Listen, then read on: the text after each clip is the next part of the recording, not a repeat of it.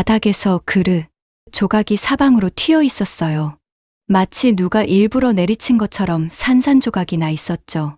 저는 멍하니 그걸 바라보고 서 있었어요. 손끝 하나 대지 않았는데도 꼭 제가 깨뜨린 것처럼 보였어요. 그때 남편이 허둥지둥 달려왔어요. 여보, 무슨 일이야? 왜 이렇게 난리가 났어? 제가 대답하기도 전에 제 뒤에 있던 시어머니가 아주 자연스럽게 끼어들었어요. 아이고, 놀라서 그랬지. 며느리가 방금 손이 미끄러졌다더라. 저는 돌아보지도 또 못했어요. 그 말투가 너무 정확하고 너무 익숙하게 들렸거든요. 마치 이미 준비해 둔 답처럼요. 사실 그릇 사건이 처음은 아니었어요. 저는 몇 달 전부터 시어머니 주위에서 이상한 일들을 겪고 있었어요. 사라지는 물건들. 하루는 조용히 청소를 하고 있었어요. 청소기 소리 사이로 방문이 살짝 열리는 느낌이 들었어요. 어머니? 하고 불러봤지만 답은 없었어요. 청소를 마치고 거실로 나왔을 때 책상 위에 있던 제 메모장이 사라져 있었어요. 잠시 후 시어머니가 부엌에서 나오며 말했어요. 이거 내가 찾던 거 아니니? 식탁 의자 밑에서 나왔더라. 요즘 왜 이렇게 정신이 없니? 저는 말문이 막혔어요. 그 메모장은 분명 제 방 책상 위에 있었거든요. 이 냉장고 사건. 며칠 뒤였어요. 회사에서 야근하고 돌아오니 냉장고가 텅 비어 있었어요. 달걀도 요거트도 제가 아끼던 장아찌도 전부 사라졌어요. 어머니, 냉장고 음식들 혹시 치우셨어요? 저녁 준비하다 보니까 유통기한 지난 게 많아서 다 정리했지. 요즘 많이 피곤하니? 이런 것도 잘 못 챙기고. 근데 그건 제가 그날 아침에 산 음식들이었어요. 저는 아 하고 말끝을 흐렸어요. 뭔가 이상하다는 느낌을 처음으로 제대로 느낀 순간이었죠. 신발장 사건. 하루는 외출하려고 신발을 신는데 신발 한 짝이 또 사라졌어요. 어머니, 혹시 제 신발 못 보셨어요?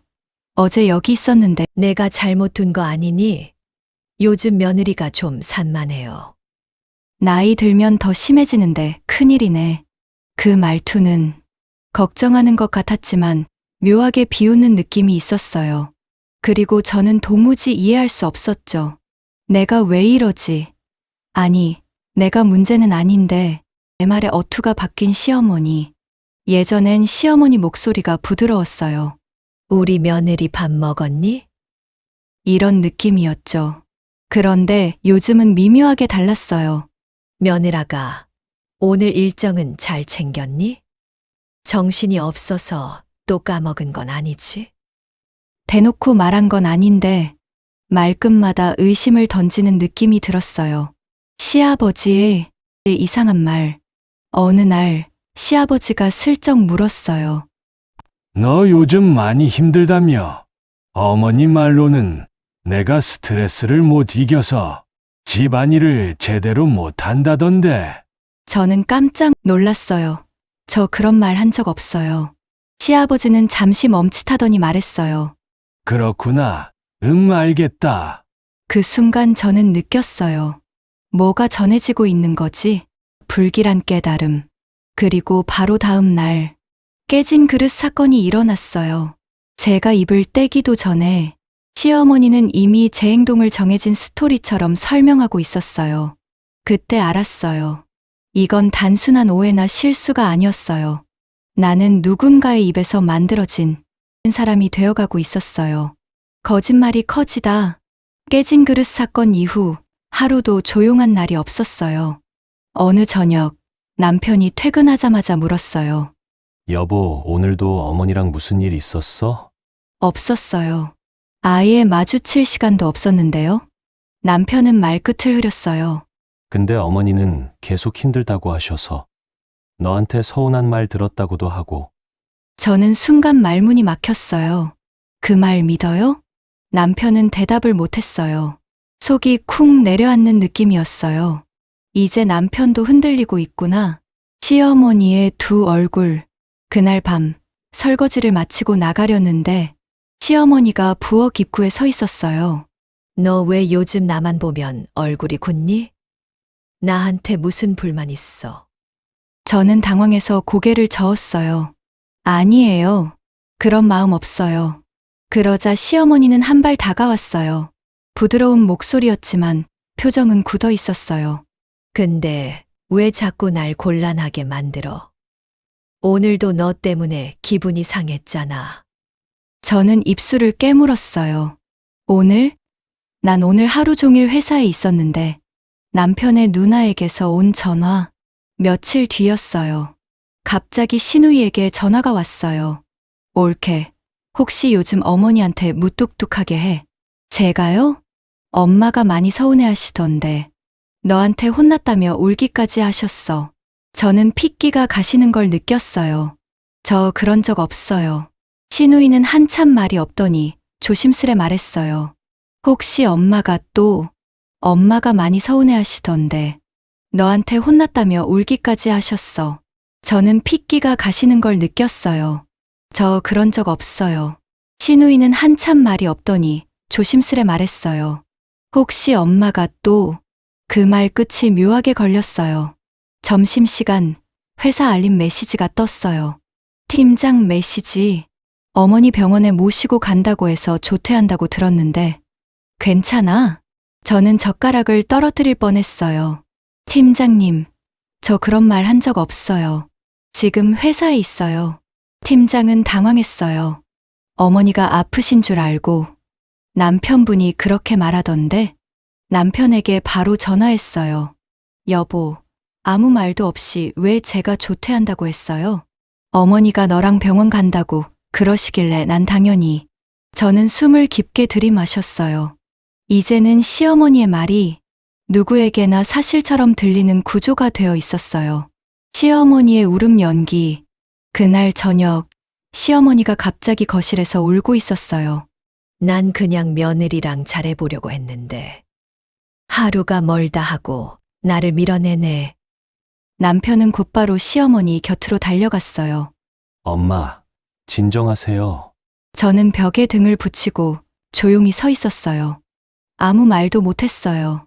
그 순간 시어머니와 눈이 마주쳤는데 눈물 흐르는 얼굴인데 눈빛은 차갑게 웃고 있었어요. 그때 느꼈어요. 이분은 내가 아닌 다른 사람을 연기하고 있다. 며느리의 고립. 며칠 뒤 친정엄마에게 전화가 왔어요. 엄마, 너 요즘 시어머니한테 많이 힘들게 한다는 얘기 들었는데 왜 말 안 했어? 저는 충격이었어요. 저 그런 말 한 적 없어요. 엄마, 누가 그런 얘기를. 시어머니가 직접 연락하셨더라. 너 요즘 예민하고 날카롭다고? 저는 말문이 막혔어요. 친정엄마에게까지 시어머니의 말이 번지기 시작한 거예요. 시아버지의 의미심장한 말. 시아버지가 집에 오셔서 조용히 불렀어요. 혹시 너 요즘 힘든 일 있니? 어머니가 많이 불안해하더라. 저는 조심스럽게 대답했어요. 저는 잘 지내요. 근데 제 이야기가 조금 다르게 전해지는 것 같아서. 시아버지는 한숨을 쉬며 말했어요. 내가 그런 말 할 정도면 뭔가 오래된 문제가 있는 걸지도 모르겠구나. 그 말은 힌트였어요. 시아버지는 알고 있었어요. 아주 오래전부터 시어머니가 이런 방식으로 사람 사이를 흔들어 왔다는 걸. 결정적 순간의 전조. 그날 새벽, 잠들기 전 남편이 말했어요. 여보, 우리 어머니 말만 믿지 말고 내 말도 같이 들을게. 요즘 좀 이상하긴 해. 저는 눈물이 날 뻔했어요. 고마워요, 정말. 하지만 저는 알았어요. 이제 곧 더 큰 일이 일어날 것이라는 걸. 시어머니의 말은 점점 더 대담해지고 있었으니까요. 남편의 흔들림. 그날 이후로 남편의 태도가 조금 달라졌어요. 예전처럼 바로 어머니 편을 들지 않았죠. 저녁을 먹다가 남편이 조심스럽게 말했어요. 여보, 어머니 말이랑 내 말이 자꾸 안 맞아. 저는 젓가락을 내려놓았어요. 이제야 그렇게 느껴져요? 남편은 고개를 숙였어요. 솔직히 무서워. 엄마 말이 사실이 아닐 수도 있다는 게. 시어머니의 태도 변화. 그날 밤, 시어머니가 제 방문 앞에 서 있었어요. 너 요즘 왜 나 피하니? 피한 적 없어요. 근데 말투가 달라졌잖아. 예전엔 안 그랬는데. 저는 숨을 한 번 고르고 말했어요. 예전엔 계속 참았어요. 그 말에 시어머니의 얼굴이 순간 굳었어요. 그리고 바로 웃음을 지었죠. 아이고, 오해야. 내가 그런 사람으로 보였니? 거짓말의 균열. 며칠 뒤 시어머니가 또 울면서 남편에게 전화했어요. 며느리가 오늘 나한테 소리 질렀어. 이제는 정말 무서워. 그런데 문제는 그 시간에 저는 시아버지와 함께 있었어요. 너 오늘 하루 종일 집에 없었잖니? 남편이 그 말을 들었어요. 그리고 처음으로 시어머니에게 이렇게 말했죠. 엄마, 그 시간에 아내는 아버지랑 같이 있었어. 전화기 넘어가 잠시 조용해졌어요. 시아버지의 고백. 그날 밤 시아버지가 저를 불렀어요. 사실 이런 일이 처음은 아니야. 저는 숨을 멈춘 채 들었어요. 예전에도 네 엄마는 자기 마음이 불안할 때마다 사람들 사이를 이렇게 만들어 왔어. 아버님은 알고 계셨어요? 알았지만 가족이라는 이유로 모른 척했지. 그 말이 어쩐지 가장 아프게 들렸어요. 드러나는 패턴. 남편은 그날 이후 시어머니의 말을 그대로 믿지 않았어요. 엄마, 그 얘기. 누가, 언제, 어디서 했는지 말해줘. 시어머니는 당황했어요. 그게 꼭 그렇게까지. 이제는 필요해. 그 순간 시어머니의 말은 처음으로 막혔어요. 정면 대면. 며칠 뒤 우리는 거실에 앉았어요. 남편, 시어머니, 그리고 저. 엄마가 하신 말들 확인해 봤어. 시어머니는 웃으려고 했어요. 뭘 그렇게까지. 아니야. 많이 틀렸어. 그 말에 시어머니의 얼굴이 무너졌어요. 시어머니의 본심. 잠시 침묵이 흐른 뒤 시어머니가 말했어요. 난 버려질까봐 무서웠어. 그 목소리는 작았어요. 너희 둘이 점점 멀어지는 것 같아서. 내가 필요 없는 사람이 될까봐. 저는 그 말을 듣고도 마음이 풀리지는 않았어요. 그 무서움 때문에 다른 사람 인생을 망가뜨리면 안 돼요. 그날 이후 저는 더 이상 설명하지 않았어요. 변명도 설득도 하지 않았죠. 대신 이렇게 말했어요. 앞으로는 사실이 아니면 대답하지 않을게요. 남편도 덧붙였어요. 확인되지 않은 말은 우리 집에 들어오지 않게 할게. 그 말에 시어머니는 아무 말도 하지 못했어요. 그날을 기점으로 시어머니의 말은 예전처럼 힘을 갖지 못했어요. 사람들은 이제 그 말 진짜야? 하고 묻기 시작했죠. 그리고 저는 알았어요. 거짓말은 누군가 대신 떠들어줄 때만 힘을 가진다는 걸요. 침묵의 아침. 그날 이후로 집은 조용해졌어요. 시어머니의 말이 줄어서가 아니라 아무도 그 말을 바로 믿지 않게 됐기 때문이었어요. 아침 식탁에서 시어머니는 말을 꺼내다 말고 숟가락만 만지작거렸어요. 오늘 날씨가 좀 쌀쌀하네. 아무도 대답하지 않았어요. 그 침묵이 말보다 더 많은 걸 말해주고 있었죠. 식사를 마치고 남편이 조용히 말했어요. 엄마, 앞으로는 중요한 얘기는 나한테 직접 말해줘. 시어머니가 놀란 눈으로 남편을 봤어요. 왜? 며느리한테 말하면 안 되는 거니? 남편은 고개를 저었어요. 아니. 근데 확인 안 된 말로 사람들 마음 흔드는 일은 없었으면 좋겠어. 그 말은 부드러웠지만 분명했어요. 며느리의 한마디. 저는 그동안 하고 싶었지만 미뤄두었던 말을 꺼냈어요. 어머니, 저는 더 이상 설명하지 않을게요. 시어머니가 제 쪽을 봤어요.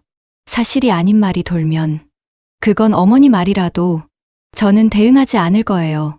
시어머니의 입술이 떨렸어요. 잠시 후 시어머니가 말했어요. 그럼 난 이제 아무 말도 하지 말라는 거니? 저는 고개를 저었어요. 아니에요. 진짜 마음은 말해도 돼요. 근데 거짓말은 누군가를 다치게 해요. 시어머니는 대답하지 않았어요. 처음으로 말이 막힌 얼굴이었어요. 그날 저녁 시아버지가 입을 열었어요. 이제 이 집은 확인된 말만 오가는 집으로 하자. 아무도 반박하지 않았어요. 그 말 한마디로 집 안에 규칙이 정해졌어요. 거리 두기. 며칠 뒤 시어머니는 친척 모임에 나가지 않았어요. 전화도 메시지도 줄었어요. 그 대신 집 안은 조금씩 편안해졌어요. 남편이 말했어요. 이게 제일 현실적인 방법 같아. 저는 고개를 끄덕였어요. 친정엄마의 한마디. 어느 날 친정엄마에게 전화가 왔어요. 요즘은 좀 어때? 괜찮아졌어요. 이제는 설명 안 해도 돼서요. 엄마가 조용히 웃었어요. 그래. 사람은 바뀌지 않아도 내 자리는 내가 정하는 거야. 마지막 확인. 그날 밤 시어머니가 조용히 제 방 앞에 섰어요. 오늘은 내가 좀 지나쳤던 것 같아. 저는 문을 열고 말했어요. 알아요. 근데 다시 돌아가진 않을 거예요. 시어머니는 고개를 끄덕였어요. 그게 사과인지 체념인지는 알 수 없었지만요.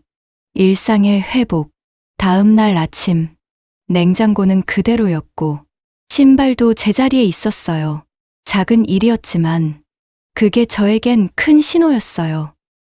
이제는 누가 내 이야기를 대신 쓰지 못해요. 저는 더 이상 누군가의 말에 저를 증명하지 않았어요. 설명하지 않아도 되는 관계, 거리를 지켜도 무너지지 않는 관계. 그게 제가 선택한 방식이었어요. 거짓말은 드러내는 게 아니라 힘을 주지 않을 때 사라져요. 그리고 선을 긋는 건 미워하는 게 아니라 나를 지키는 일이었어요.